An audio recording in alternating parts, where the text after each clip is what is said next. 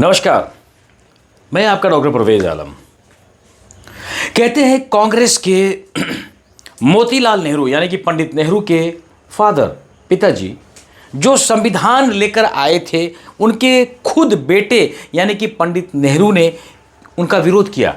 आखिर क्यों किया था, क्या थी उसमें बुराई और क्या थी उसमें खामियां?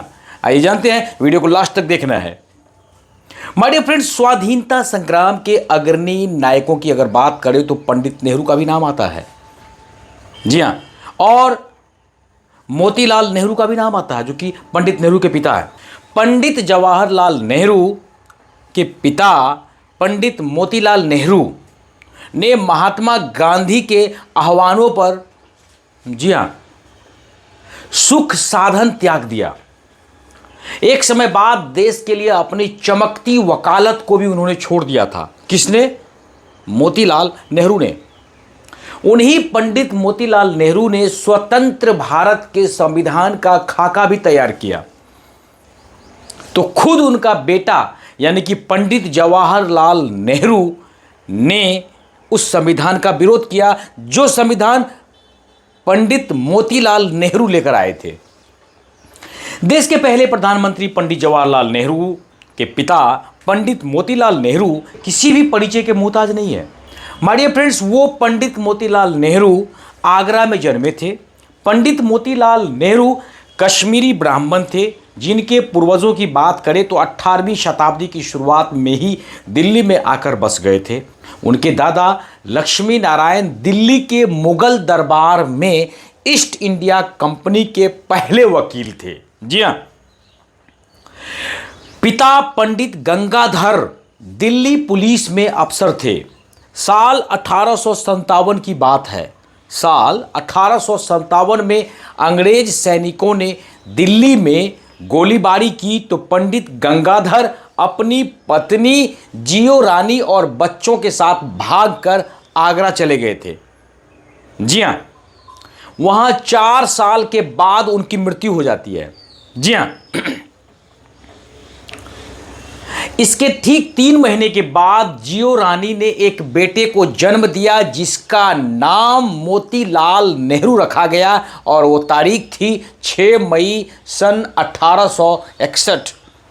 जी हां, पंडित मोतीलाल नेहरू का बचपन राजस्थान के खेतड़ी में बीता, जहां उनके बड़े भाई नंदलाल दीवान थे। बात साल 1870 में नंदलाल ने खेतड़ी गांव को छोड़ दिया और वकील बनकर आगरा में प्रैक्टिस करने लगे थे। हाईकोर्ट इलाहाबाद स्थानांतरित किया गया तो वह भी इलाहाबाद चले गए। इस बीच मोतीलाल नेहरू ने कानपुर से मैट्रिक की परीक्षा पास की और इलाहाबाद के मुइर सेंट्रल कॉलेज में दाखिला ले लिया। फिर उन्होंने भी भाई की तरह वकील बनने का फैसला किया और साल 1883 यानी कि 1883 में वकालत की परीक्षा में सबसे पहला स्थान प्राप्त किया। शुरुआत में कानपुर में वकालत की और फिर 3 साल के बाद इलाहाबाद चले जाते हैं वो, जहां भाई नंदलाल हाई कोर्ट में उस वक्त प्रैक्टिस कर रहे होते हैं। अप्रैल 1887 में 42 साल उम्र में नंदलाल की मौत हो गई। उनके 5 बेटों और 2 बेटियों समेत पूरे परिवार का जिम्मा पंडित मोतीलाल नेहरू पर आ गया, जो उस वक्त 25 साल के थे। हालांकि समय के साथ उनकी वकालत चमकती गई और परिवार के हालात भी सुधरते चले गए। उनका यूरोप तक आना जाना होने लगा था। संविधान सभा से पहले उन्होंने नेहरू रिपोर्ट का मसौदा तैयार किया था, जिसमें वयस्क मताधिकार और संवैधानिक और कानूनी अधिकारों के सिद्धांत निर्धारित किए गए थे। जी हां, अगर बात करें तो सुख के साधन छोड़ दिए थे और वकालत भी उन्होंने त्याग दी थी स्वतंत्रता संग्राम के चलते। साल 1918 में पंडित मोतीलाल नेहरू महात्मा गांधी के संपर्क में आ गए। वह उस वक्त के उन अमीरों में शामिल थे जो कांग्रेस का हिस्सा बने थे। जी हां, साथ ही साथ उन्होंने गांधी जी के प्रभाव में आकर सुख के सभी साधन छोड़ दिए थे। जी हां, पश्चिमी देशों से प्रभावित जीवन शैली भी उन्होंने छोड़ दी थी और सादगी से जीवन यापन करने लगे थे।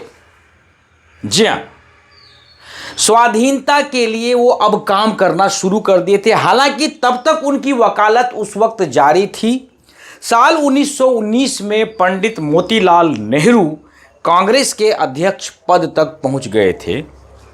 यह वही साल था जब उन्हें अमृतसर में कांग्रेस सम्मेलन का अध्यक्ष चुना गया था और जलियांवाला बाग हत्याकांड के कारण पूरे देश भर में उबाल था। साल 1920 में कलकत्ता अधिवेशन में भी उन्हें कांग्रेस अध्यक्ष चुना गया, जिसके बाद उन्होंने देश सेवा के लिए वकालत पूरी तरह से त्याग दिया।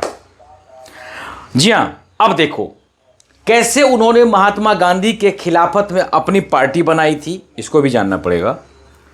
साल 1922 में महात्मा गांधी के असहयोग आंदोलन में शामिल होने पर अंग्रेजों ने पंडित मोतीलाल नेहरू को गिरफ्तार कर जेल भेज दिया। हालांकि चौरी चौरा कांड के बाद महात्मा गांधी ने असहयोग आंदोलन वापस लिया तो पंडित नेहरू ने खुलकर उनकी आलोचना करना शुरू कर दी। साथ ही साथ खुद की स्वराज पार्टी बना ली। यूनाइटेड प्रोविंसेस लेजिस्लेटिव काउंसिल के विपक्ष के नेता वे बन गए। इसी तरह के तमाम इंटरेस्टेड और रोचक जानकारी आपका जो है ये दुनिया नॉलेज टीवी ही लेकर आपके लिए प्रस्तुत होता है। तो प्लीज़ गाइज हमारे चैनल में बने रहिए और वीडियो को देखते रहिए, मस्त रहिए और खुश रहिए। जय हिंद, जय भारत।